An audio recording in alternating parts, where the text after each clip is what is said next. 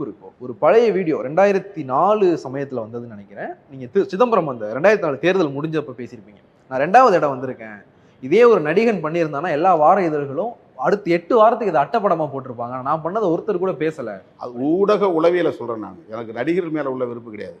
ஊடகங்களுக்குன்னு இப்போ நான் சென்னையில் இப்போ திருச்சியில் வந்து மதச்சார்பின்மை காப்போம் பேரணி நடத்தினேன்.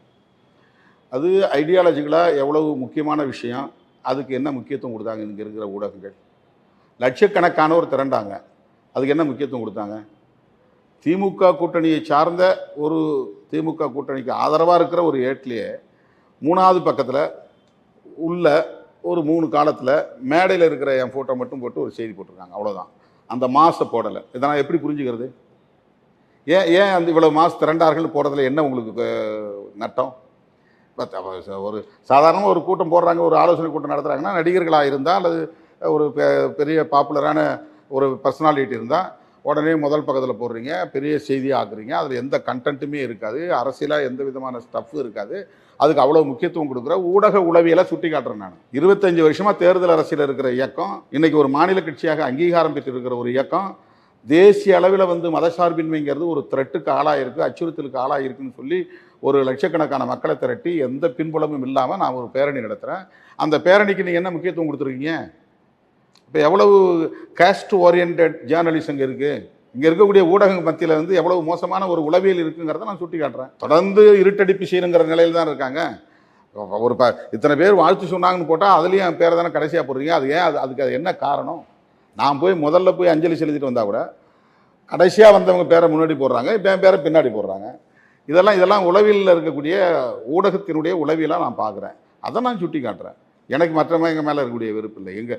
நாங்கள் எவ்வாறு இருட்டடிப்பு செய்யப்படுகிறோம், எங்கள் மீதான வெறுப்பு இந்த சமூகத்தில் எப்படி நிலவுகிறது, எவ்வளவு நட்பாக இருந்தாலும் எவ்வளவு இணக்கமாக இருந்தாலும் கூட இன்னும் அவர்களால் எங்களை ஏற்றுக்கொள்ள முடியவில்லையே என்ற ஆதங்கத்தை நான் வெளிப்படுத்துகிறேன். அவ்வளவுதான். இப்போ நீங்கள் சொன்னீங்க இல்லையா, நான் ஃபஸ்ட்டு போனாலும் என் பேரை கடைசியில் போடுறாங்க அப்படின்னு.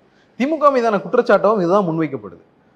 ஜான் பாண்டியன் அவர்களை போன எலெக்ஷன் டைமில் பேட்டி எடுத்தப்போ அவர் சொன்னார், திருமாவளவன் பொது சமூகத்துக்கான தலைவராக மாறிட்டார், ஆனால் திமுக ஸ்டில் வந்து அவர் ஒரு தலித்தா தான் பார்க்குது, அதனால தான் வந்து ஒரு 2 சீட்டுக்கு மேலே வந்து அவர் கொடுக்க மாட்டாங்க அப்படிங்கிற இடத்துக்கு தான் நகர்த்துறாங்க. 2 சீட்டுன்னு யார் சொன்னது? எங்கே 2 சீட்டு கொடுத்தாங்க? எதில் 2 சீட்டு? எம்பி சீட்டு. எம்பி சீட்டு 2 சீட்டுங்கிறது 12 சட்டமன்ற உறுப்பினருக்கு சமமான தொகுதி. 40 தொகுதியில் 2%, 2 சீட்டுங்கிறது எத்தனை பர்சன்டேஜ்? இல்லை, விசிகாவுக்கான கெப்பாசிட்டி அவ்வளோதான்றது நீங்களும் சொல்கிறீங்களா? அதாவது நாங்கள் ப்ரூவ்டு ஓட்ஸ் இன்னும் காட்டவே இல்லை. தமிழ்நாட்டு அரசியலில் ஓட் பேங்கை ப்ரூவ் பண்ணாமல் ஒரு கட்சி தொடர்ந்து கூட்டணியில் இருக்கிறதுங்கிறதே ஒரு அச்சீவ்மெண்ட். அது ராமதாஸ் வந்து அவருடைய ஓட் பேங்க் எவ்வளோன்னு ப்ரூவ் பண்ண பிறகு தான் கூட்டணியில் சேர முடிஞ்சுது. வைகோ வந்து அவர் ஓட் பேங்க் எவ்வளோன்னு ப்ரூவ் பண்ண பிறகு தான் இன்னொரு கூட்டணியில் சேர்ந்தார் அதிமுகவில். விஜயகாந்த் வந்து அவர் தனியாக நின்று அவர் ஓட் பேங்கை ப்ரூவ் பண்ண பிறகு தான் அதிமுகவில் கூட்டணி சேர்ந்தார். எல்லாரும் அவங்க ஓட் பேங்கை ப்ரூவ் பண்ணிட்டு தான் கூட்டணியிலே வந்து அவங்களால இணைய முடிஞ்சுது. அதுக்கு தகுந்த மாதிரி பேரம் பேச முடிஞ்சுது. நான் இதுவரையிலும் வந்து என்னுடைய ஓட் பேங்க் எவ்வளோங்கிறத தனிச்சு நின்று நாங்கள் இத்தனை % வச்சிருக்கிறோன்னு நான் ப்ரூவ் பண்ணலை. எனக்கான இன்ஃப்ராஸ்ட்ரக்சரில் அதில் பிரச்சனை இருக்குது. மூமெண்ட்டை கட்டி எழுப்புறதே எனக்கு பிரச்சனை இருக்குது. எனக்கு இருக்கிற சோஷியல் ஸ்டிக்மா யாருக்கும் கிடையாது, எனக்கு இருக்கிற எக்கனாமிக்கல் ஸ்டிக்மா யாருக்கும் கிடையாது. இதையெல்லாம் நான் வந்து எந்த பின்புலமும் இல்லாமல் யாருடைய பரிந்துரையும் இல்லாமல் நான் வந்து வெறுங்கையில் முழம்பு போடுறேன். அப்போ என்னுடைய வலிமை எனக்கு தெரியும். எப்போ நான் அதை வந்து குரலை உயர்த்தி பேசணும், எப்போ அழுத்தி பேசணுங்கிறது எனக்கு தெரியும். ஆனால் அப்படி எந்த தேர்தலிலும் தனித்து போட்டியிட்டு வாக்கு வங்கியை உறுதிப்படுத்தாமலேயே நான் தனி சின்னத்தில் நிற்பேன்னு உறுதியாக நின்று இன்னைக்கு ஒரு கட்சி மாநில கட்சி அங்கீகாரம் பெற்றிருக்கு. இது வந்து 4 முறை ஆட்சிக்கு வந்ததுக்கு சமம். விடுதலை சிறுத்தைகள் கட்சி 4 முறை ஆட்சிக்கு வந்ததுக்கு சமமாக நான் பார்க்குறேன். 4 MLA பெற்று ஒரு மாநில கட்சி அங்கீகாரம் பெற்றது. அப்போ நான் ஓட் பேங்கே ப்ரூவ் பண்ணாமல் எனக்கு வந்து 20 கொடுங்க 30 கொடுங்க நான் போய்க்காரேன்னா நான் பொலிட்டிக்கலாக வந்து எந்த அறிவும் இல்லைன்னு அர்த்தம். எனக்கு நான் வெறுமனே வந்து நாங்கள் பெரிய சக்தி தமிழ்நாடு முழுக்க எனக்கு 15% நான் பாட்டு போய் சும்மா சொல்ல முடியுமா? எப்படி பார்கெயின் பண்ணுறதுல வந்து ஒரு நெகோசியேஷனில் வந்து அதுக்கான பேஸ் வேணும்ல, தரவுகள் வேணும்ல, அதுக்கான ஏதாவது டாக்குமெண்ட்ஸ் வேணும்ல. அப்படியே ப்ரூவ் பண்ணலையே. ப்ரூவ் பண்ணாதவங்க ராமதாஸ் ப்ரூவ் பண்ணார், அதனால் வீட்டுக்குள்ளேயே உட்காந்துட்டு அவரால் இவ்வளோ சீட்டு கொடுங்கன்னு சொல்லி பேச முடியுது. நான் அப்படி ப்ரூவ் பண்ணலையே. ப்ரூவ் பண்ணாமல் கூட்டணியில் தொடர்றேன். திருமாவளவன் தேவைங்கிறத வந்து அரசியல் ஒரு நிர்பந்தத்தை உருவாக்கியிருக்கிறேன். அதிமுகவுக்கு வேணும்னு அதிமுக நினைக்கிறாங்க, திமுகவுக்கு வேணும்னு திமுக நினைக்கிறாங்க. 2 கூட்டணி தான் தமிழ்நாட்டுக்குள்ள. இந்த 2 கூட்டணியும் திருமாவளவனை விட்டுட வேண்டாம்னு நினைக்கிற அளவுக்கான ஒரு இடத்தை நான் வந்து இன்னைக்கு பிடிச்சிருக்கேன் இல்லையா? அதுதான் நான் வந்து ஒரு சாதனையாக பார்க்குறேன். இல்லை, Visika is capable for more than 2 seats நான் சொன்னால் நீங்கள் என்ன சொல்லுவீங்க? இது விசிகா இஸ் கேபபிள் அது ஃபார் மோர் தென் உண்மை. 2 MP சீட்ஸ். அது உண்மை, லாஜிக் படி உண்மை. ஆனால் ப்ராக்டிக்கலாக எனக்கு 10 சீட்டு வேணும், நான் ஒவ்வொரு நான் 5 சீட் தான் கேட்குறேன், ஒவ்வொரு தடவையும் 5 தான் கேட்குறேன். மூப்பனார் எடுப்பிலே எனக்கு வந்து அது 3வது அணிங்கிறதுனால 5 சீட்டு கொடுத்தாரு. நான் வேணான்னு 3 சீட்டு சரண்டர் பண்ணிட்டு 2 சீட் தான் நான் நின்னேன். எனக்கு 5 10 எனக்கு 10 கொடுங்க நான் போய் கேட்கல, அவராக கொடுத்தாரு 5. நான் எந்த நம்பரும் நான் சொல்லலை. 3வது அணி அவர் 1999 அவர் வந்து 3வது அணி அமைக்கும் போது அவர் வந்து எனக்கு வந்து 5 சீட்டு கொடுத்தாரு. என் கூட சில பேர் இருந்தாங்க. அப்போ உங்களுக்கு நான் கொடுக்குறேன், இஷ்டப்பட்டா நீங்கள் அவங்களுக்கு ஆள் கொண்டு கொடுத்துங்க, இல்லைனா 5ல் நீங்கள் நில்லுங்கன்னாரு. நானாக கொடுத்தா நல்லா இருக்கேன், நான் மோஸ்ட் ஜூனியர், என் கூட இருக்கிறவங்களாம் சீனியராக இருக்காங்க. நான் வந்து 2 எனக்கு போதும், நான் 3 கொடுத்துட்றேன், அவருக்கு 1 இவருக்கு 2 கொடுங்க, நானாக பிரித்து கொடுத்துருவேன் இவர்கிட்ட மூப்பனார்ட்ட. அவங்க யாரும் கேட்கவும் இல்லை, என்கிட்ட சொல்லவும் இல்லை. நான் போய் மூப்பனாரை பார்த்து எனக்கு 5 சீட்டு கொடுத்தது ரொம்ப நன்றி, நான் 2 கேண்டிடேட் போட்டுக்கிறேன், என் கூடவே வந்தவங்க அவங்க, ஒருத்தர் சீனியர் லீடர் அவருக்கு 2 தொகுதியை கொடுங்க, இன்னொருத்தர் நண்பர் அவருக்கு 1 தொகுதியை கொடுங்க, அப்படி 3 சரண்டர் பண்ணிட்டு வந்தது. இது 1999 நடந்தது.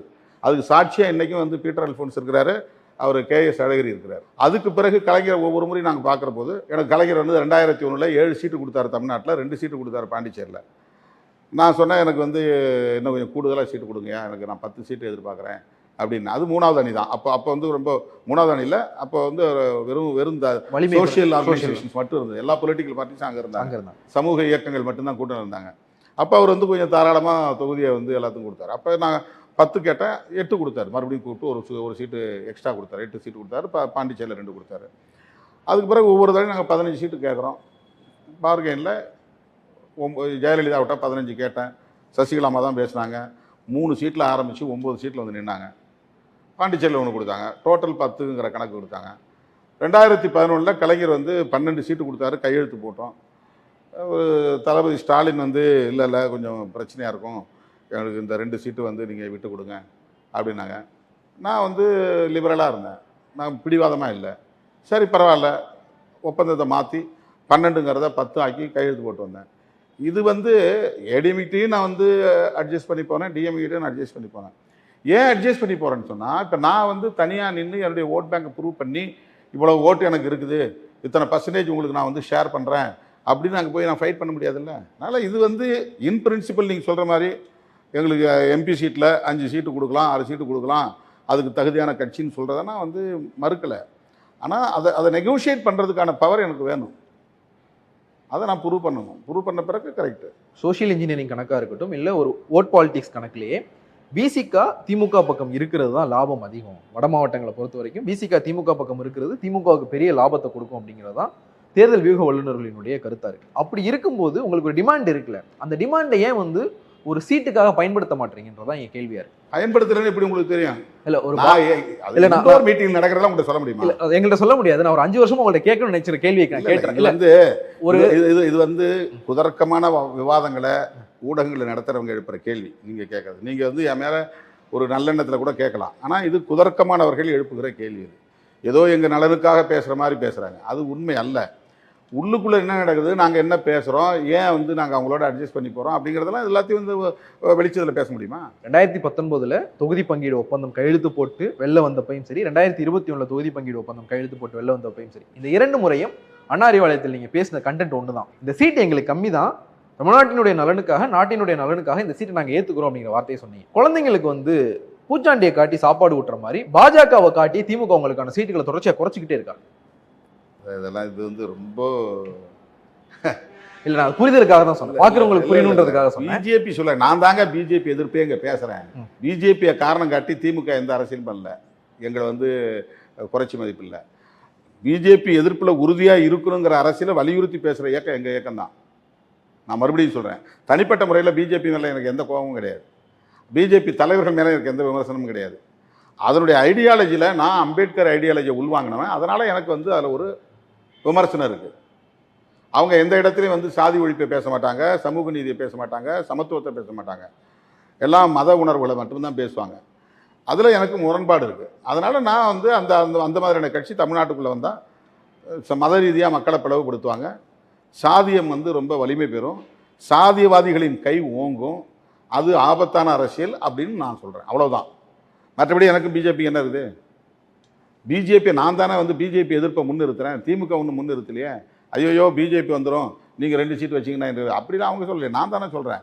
திமுகவே வந்து ஒரு வேளை அப்படி எங்கேயும் வேறு முடிவு எடுத்துடக்கூடாது, அது திமுகவோட நம்ம எல்லாம் ஒன்றா சேர்ந்து நிற்கணும் அப்படிங்கிற பார்வை எங்களுக்கு இருக்குது. விசிகா அங்குலம் அங்குலமாக வளருது, ஆனால் அழுத்தமாக வளருது அப்படிங்கிற வார்த்தையை வந்து நீங்கள் ஒரு முறை பயன்படுத்திருந்தீங்க. பெற்றோருக்கு வந்து குழந்தைங்களை பற்றின ஒரு எண்ணம் இருக்கும், ஒரு குறிப்பிட்ட வயசு வரைக்கும் என் புள்ள இந்த வயசில் இன்னவா இருக்கும் அப்படின்னு சொல்லிட்டு. 2021 விசிகா 4 எம்எல்ஏக்கள் ஜெயிச்சு உள்ளே போகிறது தான் உங்களுடைய எண்ணமாக இருந்ததா?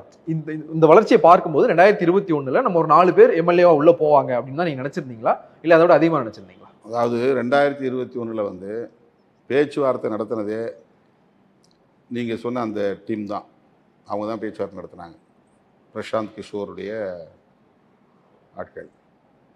அப்போ அவங்க சொன்னது என்னென்னா, ஒரு சோலோ மெஜாரிட்டி வேணும்,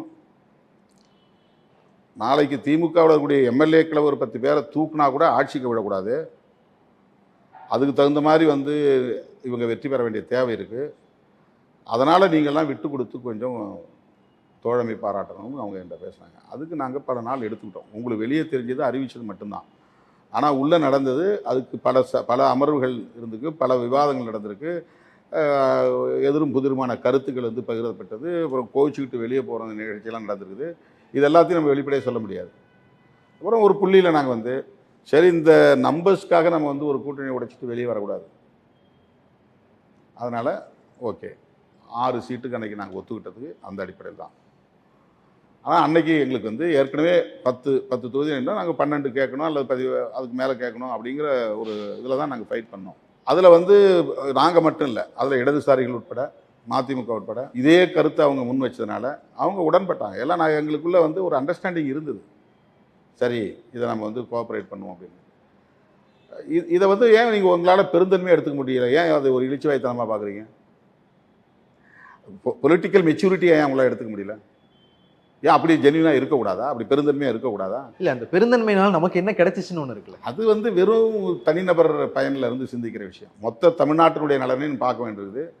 இப்போ நாங்கள் மதச்சார்பின்மை காப்போம்னு நடத்துகிறோம், அதில் தமிழ்நாட்டு அரசியலை அதை பார்க்க முடியுமா? அது தேசிய அரசியலை பார்க்குறது இல்லையா? எங்களுக்கு என்ன தேசிய அரசியல்? நீங்கள் தமிழ்நாட்டில் சின்ன கட்சி 4 எம்எல்ஏ இருக்குது, நீங்கள் ஏன் தேசிய அரசியல் பேசணும்னு கேட்பீங்களா? அப்போ ஒவ்வொருத்தருடைய விஷன் இது, அந்த விஷனில் நாங்கள் வந்து இந்த விஷயங்களை வந்து அனுசரித்து போகிறோம், அவ்வளோதான். நான் கேட்ட கேள்வி வந்து எந்த இடத்துக்கு விசிகாவை நகர்த்தணும்னு நீங்க திட்டம் போட்டிருந்தீங்க நான் கேட்டேன். 21 இத்தனை பேர் இருக்கணும். இதெல்லாம் வந்து வெளிப்படையா பேசுற விஷயமே கிடையாது. இது இவ்வளவு ரொம்ப நூக்கன் காரணம்ல இந்த கேள்வி நீங்க வைக்கிறதே வந்து ஊடகாரம் இல்லை. இதை தாண்டி வந்து இப்போ 2026க்கான அந்த விஷயங்கள் எல்லாருமே தொடங்கினீங்க. திமுகவும் வந்து தேர்தலுக்கான முஸ்தீபுகளை தொடங்கிட்டாங்க, கூட்டணி கட்சிகளுமே வந்து நாங்கள் அதிக இடங்களை கேட்போம் அப்படிங்கிற இடத்துக்கு நகர்ந்துருக்காங்க. இந்த வாத பிரதிவாதங்கள் நகரலைங்க, இது ஒவ்வொரு தேர்தலையும் பேசுறதுதான். இந்த தேர்தலில் வந்து நகர்ந்துருக்காங்கன்னா ஏதோ முன்ன வந்து 6 போதும்னு நினைச்சாங்க, இப்போ வந்து 10 டைம் பீரியட் வந்து அப்படி கிடையாது. நான் அந்த காலத்தை சொன்னேன். இல்லை, அதுவே தப்பு. பேசுறதுக்கான காலம் எல்லா கட்சிகளுமே அபோவ் 10 மேலே தான் கேட்குறாங்க. 10 கட்சி 12 கட்சி இருக்கும்போது ஷேரிங்கில் ஒருத்தருக்கு ஒரு அண்டர்ஸ்டாண்டிங் வந்து ஒரு ஃபைனலாக ஒரு முடிவு வரும், அவ்வளோதான். அதில் வந்து போன தடவை ரொம்ப குறைவாக நாங்களே வந்து கன்வின்ஸ் ஆகிட்டோம் அல்லது நாங்களே அப்படி தான் கேட்டோங்கிற மாதிரிலாம் கிடையாது. எல்லா தேர்தலையும் நாங்கள் 15-20 சீட் தான் கேட்குறோம். இல்லை, இந்த முறை வந்து இந்த வாத பிரதிவாதங்கள் திமுக கூட்டணிக்கான பலமா இங்க சொல்லப்படுறது, இது ஒரு இன்டாக்டான கூட்டணி, 2017 இருந்து ஒரே குரல்ல தோழமையா அவங்க பயணிக்கிறாங்க அப்படிங்கிறது தான் இந்த கூட்டணியினுடைய முதல் பலமா இங்க சொல்லப்படுது. அந்த அளவுக்கு எதிர்கூட்டணியில அதுக்கு காரணம் வந்து ஐடியாலஜிக்கல் அண்டர்ஸ்டாண்டிங் தான், ஷீட் ஷேரிங் கிடையாது. ஓகே, எங்களுக்கு வந்து போதுமான இடங்களை கொடுத்துட்டாங்க அதனால கன்வின்ஸ் ஆகி அப்படி நாங்கள் கட்டுக்கோப்ப போறோம்னு கிடையாது. ஐடியாலஜிக்கல் அண்டர்ஸ்டாண்டிங்ல நாங்கள் எல்லாம் கன்வின்ஸ் ஆகிருக்கிறோம். இல்லை, ஐடியாலஜிக்கல் அண்டர்ஸ்டாண்டிங்ல இருக்கிற அந்த இம்பாக்ட்னஸ் இந்த ஷீட் ஷேரிங் இதில் வந்து பாதிச்சுட்டா அது நெரேட்டிவாக வந்து கூட்டணி பலவீனமாக இருக்குது அப்படிங்கிற இடத்துக்கு நகர்த்திடாதான் நான் கேட்குறேன். அப்படி ஆகாது, நாங்கள் அப்படி நினைச்சா தானே. இல்லை, மக்கள் பார்க்கும்போது அப்படி நினைப்பாங்க. இவங்களுக்கு இப்போ அதிமுக பாஜக கூட்டணி ஒத்துமையாக இல்லைன்றது மக்களுடைய எண்ணம், திமுக கூட்டணி ஒத்துமையாக இல்லைங்கிற எண்ணம் மக்கள்கிட்ட போயிடுச்சுன்னா அப்படி வரும். இதில் உருவாகாது. அது எப்படி உருவாகும்? இது எங்களுக்குள்ள, அதாவது பார்ட்டிக்குள்ளே நடக்கிற இன்டோர் டிஸ்கஷன்ஸ் இதெல்லாமே. இதில் ஒருத்தருக்கு வந்து ஒரு அனுசரித்து போகிறதுங்கிறது வந்து ஸ்ட்ராட்டஜியில் ஒன்று, அது தேர்தல் உத்திகளில் அரசியல் உத்திகளில் ஒன்று. இது வந்து ஐடியாலஜிக்கலாக நாங்கள் வந்து ரொம்ப காம்ப்ரமைஸ் ஆகிட்டோம், பரவாயில்ல பிஜேபியும் ஒரு அரசியல் கட்சி தான், அவங்களோட நம்ம சேர்ந்து வேலை செய்வோம் அப்படின்னா இவ்வளோ நாளாக பேசின அரசியலுக்கும் இப்போ அவங்க எடுக்க முடிவுக்கும் ஜனங்க மத்தியில் ஒரு கான்ட்ராடிக்ஷன் உருவாக்கும், ஒரு முரண்பாட்டை உருவாக்கும். அப்போ அந்த கிரெடிபிலிட்டி போயிடும். அந்த கிரெடிபிலிட்டி போனால் தான் நம்ம மக்கள் செல்வாக்கு இழப்போம். இந்த கட்சியின் மீதான நம்பகத்தன்மைங்கிறது நாங்கள் உருவாக்கி வச்சிருக்கிற ஒரு இமேஜ் அது ஒரு பிம்பம். இந்த அரசியலை இவங்க இப்படி பேசுவாங்க, இந்த மாதிரியான உறவுகளை இவங்க வந்து மெயின்டைன் பண்ணுவாங்க அப்படிங்கிறத நாமளே நம்முடைய நடவடிக்கைகளின் மூலமாக மக்கள்கிட்ட வந்து ஒரு இம்ப்ரெஷன் உருவாக்கி வச்சுருக்கோம். அதுக்கு நேர்மாறாக நடக்கும்போது தான் நீங்கள் சொல்கிற இம்பேக்ட் உருவாகும். நாங்கள் சொன்ன அரசியலில் உறுதியாக இருக்கிறோம், கருத்தியலில் உறுதியாக இருக்கிறோம், அதுலேருந்து எந்த காம்ப்ரமைஸ் நாங்கள் வரல. ஒருத்தருக்கு ஒருத்தர் பகிர்ந்து கொள்றதுல வந்து முன்ன பின்ன இருக்குது, அவ்வளோதான். முன்ன பின்ன இருக்கும்போது ஒருவேளை நாங்கள் குறைச்சி வாங்கினா திமுக மேலே வேணா பொதுமக்கள் மத்தியில் வந்து ஒரு கோபம் வரலாமே தவிர எங்கள் மேலே கோபம் வராது. திமுக 5 வருஷம் ஆட்சியை முடிச்சுட்டு தேர்தலை சந்திக்க போறாங்க. இந்த ஆட்சிக்கு எதிரான மனநிலையை ஒரு கூட்டணியா சேர்ந்து எப்படி சமாளிக்க போறீங்க? ஆட்சிக்கு எதிரான மனநிலை எந்த ஆட்சி மேலும் இருக்கும், எவ்வளவு நல்ல ஆட்சியா இருந்தாலும் ஆட்சிக்கு எதிரான மனநிலை இருக்க தான் செய்யும். அது எதிர்கொண்டு தான் ஆகணும். அதுக்கு ஒரு ப்ரீ பிளான்லாம் பண்ண முடியாது. ஜனங்க கேட்குற கேள்விக்கு நம்ம பதில் சொல்ல போகிறோம். எதிர்வினை ஆற்றினாங்கன்னா அதுக்கு நம்ம வந்து ரெஸ்பாண்ட் பண்ண போகிறோம், அவ்வளோதான். அது வந்து ஃபீல்டில் தான் அதை வந்து நம்ம ஃபேஸ் பண்ண முடியும். இந்த கூட்டணி கட்சிகள் மேல இருக்கிற இன்னொரு விமர்சனம், இப்ப நீங்களே பேசும்போது சொன்னீங்க, பியூரோக்ராட்ஸ் இது பண்ணுவாங்க, முதலமைச்சர் சொன்னாலும் பியூரோக்ராட்ஸ் பண்ணுவாங்க. அதிமுக ஆட்சியில் நம்ம எல்லா விஷயங்களுக்குமே வந்து முதலமைச்சரை ஆளும் கட்சி வந்து குறை சொன்னோம். இப்போ நேத்து கூட காங்கிரஸ் மாநில தலைவர் செல்வ பிறந்தே ஒரு கோயிலுக்குள்ள வந்து அனுமதிக்கப்படலை. நான் வந்து ஒரு மக்கள் நலனுக்காக இந்த விஷயத்தில் வரிசையில் நின்று சாமி கும்பிட்டு வந்துட்டேன். இது அதிமுக ஆட்சியா இருந்திருந்தா திமுக கூட்டணி கட்சிகள் இந்த விஷயத்தை இப்படிதான் கடந்திருப்பீங்களா? அது வந்து கண்டிக்கத்தக்கது. அதுக்கு வந்து ஒரு முதலமைச்சர் பொறுப்பேற்கணும்னு நம்ம சொல்ல முடியுமா, அல்லது எனக்கு எப்படி அதை சொல்கிறதுன்னு எனக்கு தெரியல. இது பொதுவாக வந்து கண்டிக்கத்தக்கதை கண்டிக்கிறோம். இதுக்காக இது வந்து திமுக தான் இதுக்கு பொறுப்பு, திமுக அரசு தான் பொறுப்பு அப்படின்னு சொல்லிட்டு அவங்களோட சண்டை போட்டுக்கிட்டு வெளியே வரணும் அப்படின்னு எதிர்பார்க்குறீங்களா? இல்லை, நான் அப்படி சொல்லலை. இப்போ அதிமுக ஆட்சியில ஒரு லாக்அப் டெத் நடந்தப்போ நம்ம முதலமைச்சரை குற்றம் சாட்டணும். ஆனா திமுக ஆட்சியில நடக்கும்போது காவல்துறையில் எப்பவுமே நடக்கிறது தானே நகர்றமே. எல்லா காலத்திலும் அப்படிதான் பேசினேன். பழைய வீடியோகள் எடுத்து பாருங்க. நான் அப்படிலாம் வந்து போகிற தனிநபர் மேலே குற்றம் சாட்டு போகிற ஆள் கிடையாது. அது அதிமுக ஆட்சி காலத்திலையும் பியூரோக்ராட்ஸ் கேரக்டரை நான் தனியாக வந்து விமர்சனம் பண்ணியிருக்கிறேன், பல மேடைகளில் பண்ணியிருக்கிறேன். ஒரு இன்ஸ்பெக்டர் செய்கிற வேலைக்கு எல்லாத்துக்கும் முதலமைச்சர் பொறுப்பாக முடியுமா? அவங்க வந்து அவனுக்கு ஒரு வெஸ்டட் இன்ட்ரெஸ்ட் இருக்குது, வில்லன் விஷ் இருக்குது, அவன் அதிகாரத்தை பயன்படுத்துகிற லிபர்ட்டி அவன் இருக்குது. அந்த அதிகாரத்தை பயன்படுத்தி விசிகே பேனர் வச்சா தூக்குன்றான், விசிகே கொடிக்காம வச்சா எடுன்றான். இது என்ன நேரடியாக முதலமைச்சர் சொன்னார் அல்லது அங்கே இருக்கக்கூடிய லோக்கல் மினிஸ்டர் சொன்னார் நம்ம எடுத்துக்க முடியும்? எந்த ஆட்சியாக இருந்தாலும் அது வந்து பியூரோக்ராட்ஸுக்கும் ஒரு பொறுப்பு இருக்குது, ரெஸ்பான்சிபிலிட்டி இருக்குது. அவங்க வந்து செயல்படுற போக்கு வந்து சாதாரண மக்களை பாதிக்க செய்து அப்படிங்கிறத எல்லா ஆட்சி காலத்திலும் நாங்கள் சுட்டி காட்டியிருக்கிறோம், இப்பயும் சுட்டி காட்டுறோம், அவ்வளோதான். இவங்க அதுக்கு பொறுப்பு இல்லைன்னு நம்ம சொல்லலை. இவ்வளோ நேரம் ஒதுக்கி வந்து நிறைய விஷயங்கள் உதவி இணையவும் கருத்து மிக்க நன்றி.